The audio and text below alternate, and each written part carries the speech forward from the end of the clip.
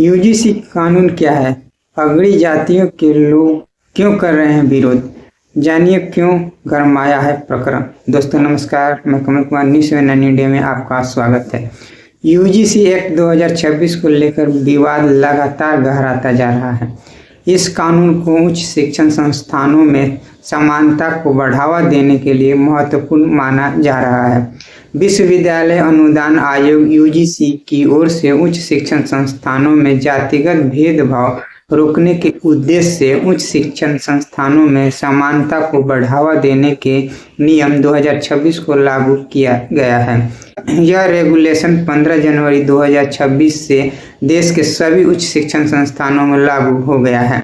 देश की अगड़ी जातियों के लोग इस रेगुलेशन का विरोध कर रहे हैं। उत्तर प्रदेश के शिक्षण संस्थानों में भी इस रेगुलेशन को लागू किया गया है। इसे अब तक शैक्षणिक रूप से महत्वपूर्ण कदम के तौर पर पेश किया जा रहा है।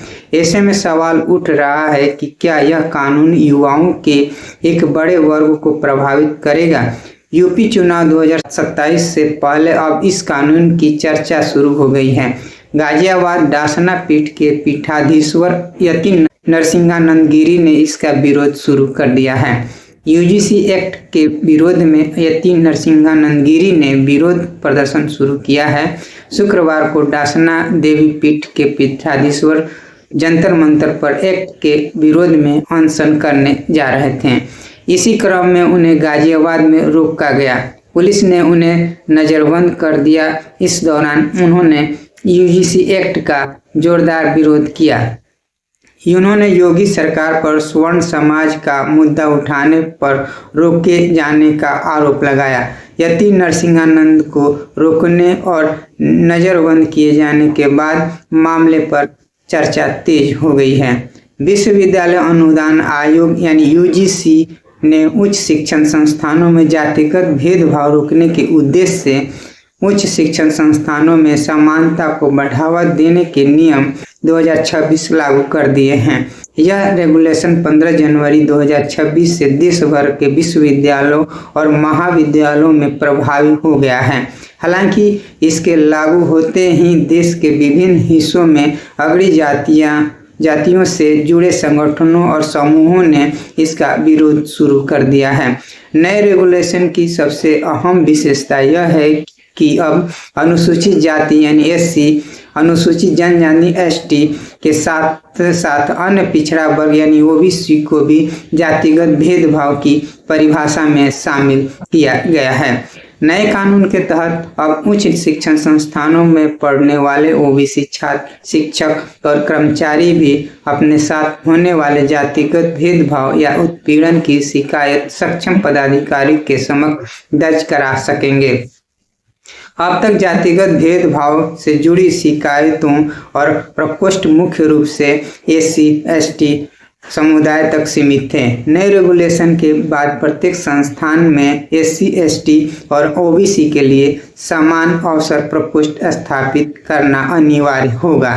इसके साथ ही यूनिवर्सिटी स्तर पर एक समानता समिति गठित की जाएगी। इसमें ओबीसी, महिला, एससी एसटी और दिव्यांग वर्ग के प्रतिनिधियों को सदस्य के रूप में शामिल करना जरूरी होगा। यह समिति हर 6 महीने में अपनी रिपोर्ट तैयार करेगी और उसे यूजीसी को भेजना अनिवार्य होगा।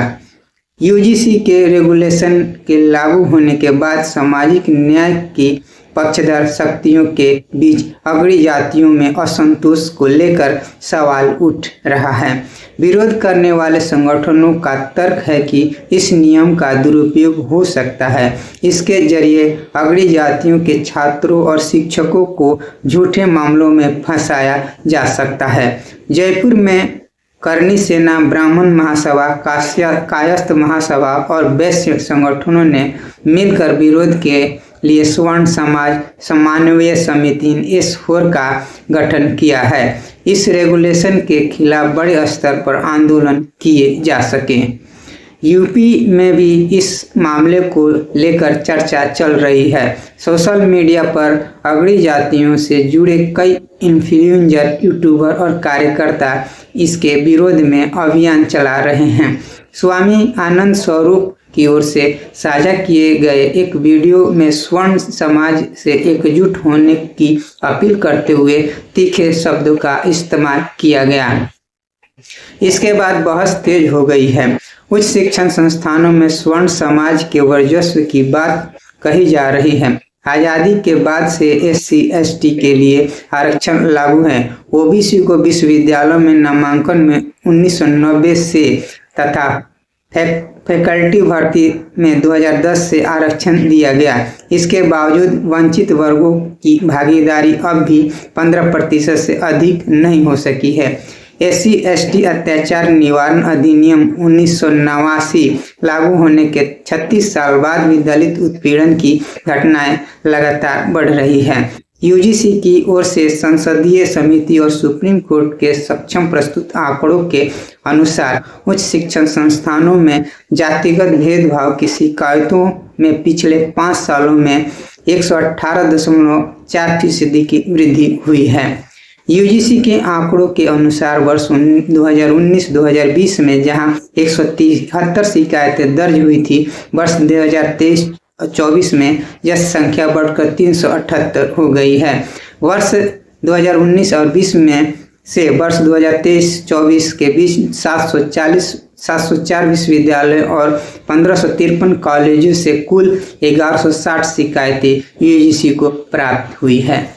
दोस्तों बस इतना ही, फिर अगले वीडियो के साथ हाजिर होंगे। नमस्कार।